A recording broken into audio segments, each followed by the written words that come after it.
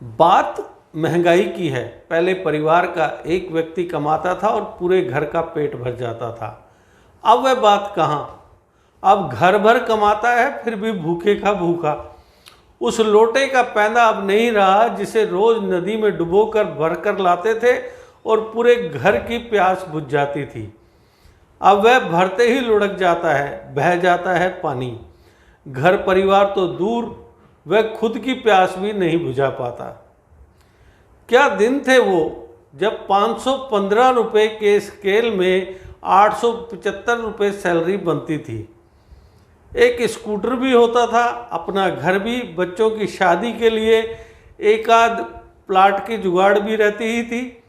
50,000 की income tax limit और 5,000 का स्टैंडर्ड डिडक्शन होता था, फिर भी टैक्स से बच जाते थे। अब तो बेहिंता सैलरी के बावजूद कुछ भी पूरा नहीं पड़ रहा। मई से अब तक 3 बार रिजर्व बैंक रेपो रेट बढ़ा चुका है। मई में 0.50, जून में 0.40 और शुक्रवार को फिर 0.50 रेपो रेट बढ़ा दी गई। लोन की इंटरेस्ट रेट्स आसमान पर जाने वाली हैं।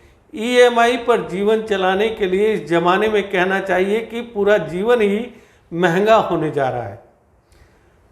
ये काफ़ी हद तक सही भी है।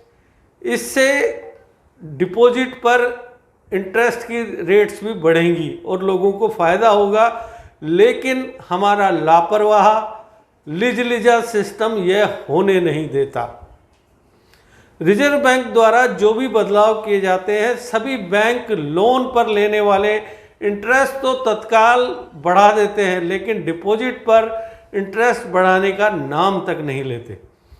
यानी बैंकों को जो वसूली करनी होती है वह तो तुरंत 1.25 गुना या 1.5 गुना तक हो जाती है, लेकिन हमारा जो पैसा उनके पास जमा पड़ा है वह पड़ा ही रह जाता है, वैसे का वैसा। उस पर इंटरेस्ट रेट बढ़ाने की बैंकों को याद तक नहीं आती। रिजर्व बैंक जो इन सब बैंकों को गवर्न करता है उसे भी कोई फिक्र नहीं होती।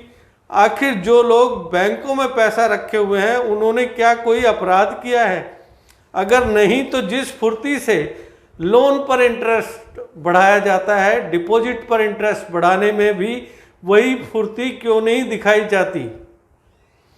आप इनकम टीडीएस की तारीख चूक नहीं सकते। इनकम टैक्स रिटर्न की तारीख तो पत्थर की लकीर है के बराबर है, वरना आजकल इनकम टैक्स और ईडी का भूत रात बेरात आकर डरा जाता है। हाँ, आपके डिपॉजिट की तारीखें लगातार महीनों सालों चूकती जाएं तो भी किसी बैंक, किसी फाइनेंस मिनिस्ट्री या किसी सरकार को कोई फर्क नहीं पड़ता। दरअसल ये सब हमारी कमजोरी है, आम आदमी की। सरकार को सब कुछ ईमानदारी से चुकाकर भी हम अपनी बचत को संभालने में चूक करते हैं। यही वजह है कि कोई बैंक हमारी परवाह नहीं करता। ऊपर से महंगाई। अप्रैल 2022 में रिटेल महंगाई रेट 7.8% थी, जो मई 2014 के बाद सबसे ज़्यादा है। इसी तरह अप्रैल 2022 में होलसेल महंगाई रेट 15.08% पर पहुंच गई थी, जो दिसंबर 1998 के बाद सबसे ज़्यादा थी।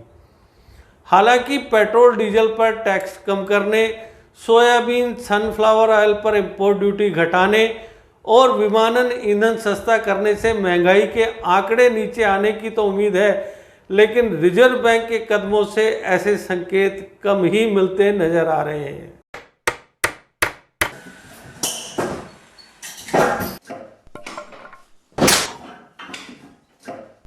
क्या बात है मिस्त्री, बड़ा परेशान लग रहा है। क्या बताएं बाबूजी, कई कंपनियों के कील लाए पर सभी के सभी टेढ़े हो जा रहे हैं। इन कीलों ने तो परेशान कर दिया है।